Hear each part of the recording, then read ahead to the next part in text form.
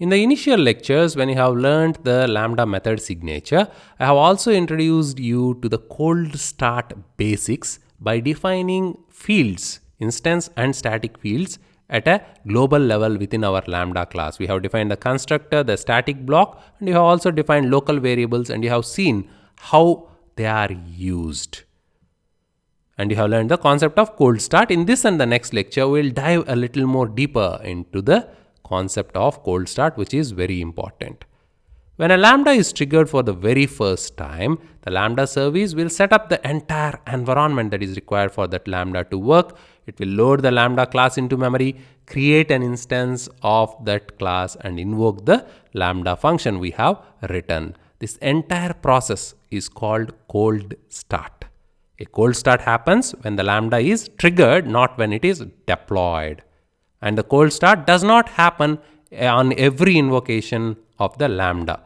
The Lambda service can freeze the Lambda instance so that it can be reused for a few other events that might occur immediately. So when a Lambda function is triggered for the very first time, the Lambda service does the cold start, and it will freeze this entire environment, this instance, to serve more requests that might come in immediately, or more events that might trigger the same Lambda immediately. That is the reason we have been defining certain things at instance level. If you go to any of the Lambda functions we have created so far, see these database connections, the client creations, the object mapper creation, and all this, we have done it at an instance level so that they can be reused across Lambda events. When multiple events come in, the same instance can handle those events, and these will be reused across those events since they are handled by the same instance. That is how cold starts are very useful. So let's go into a little more detail of when the cold start happens. A cold start happens when the Lambda is triggered for the very first time. A Lambda can be triggered for the very first time when it is deployed and the first request comes in, or we have updated the Lambda code, we have redeployed those changes, and then a new request comes in. The Lambda service will not use the old instances. Even if they are up, it will take them down, it will reload the changes, it will create a new environment.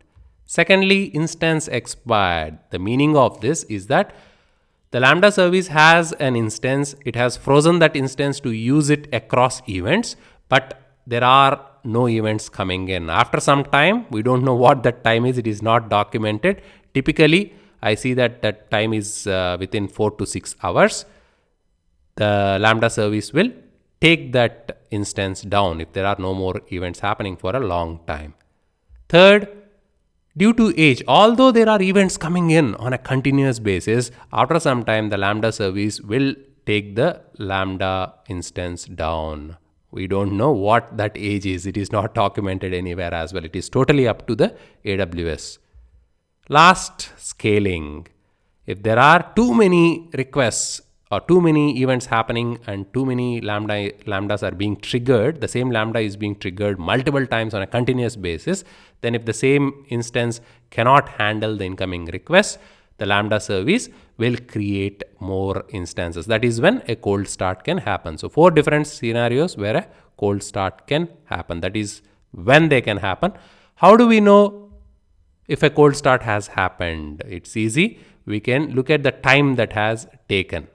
Clearly, the CloudWatch logs show us how much time our function has taken to execute and how much time the environment or how much time was taken to bring up the entire instance, including the environment, and we can figure out from the logs. Another way is to look at the log streams. When the same instance is used for multiple events, this is how it works. For each function, each Lambda function, there is a log group, CloudWatch log group. But for each instance, there is a log stream within this log group. So if the same instance is reused, then those logs will end up in the same log stream. If 2 different events were served by 2 different Lambda instances that are created by the Lambda service, then those logs will have their own log stream. So in the next lecture, we'll see cold start in action. We'll trigger off some events, a couple of events, and we'll see that those logs will end up in the same log stream. That is another way of figuring out that